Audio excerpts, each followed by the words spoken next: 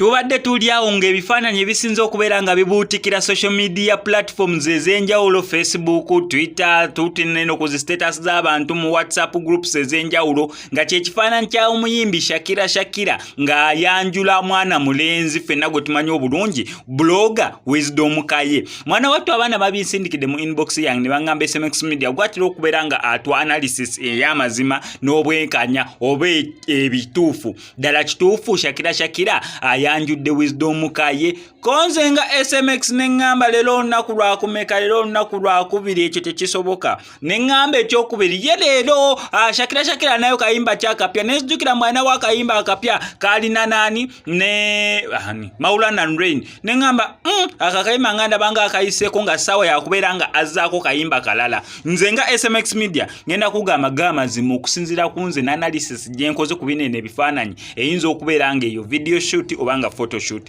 Ekisookera ddala otunulire amannya agali ku eri emabegambo Shakirah introducing Wisdom kwegamba teriyo maka ga musiraamu.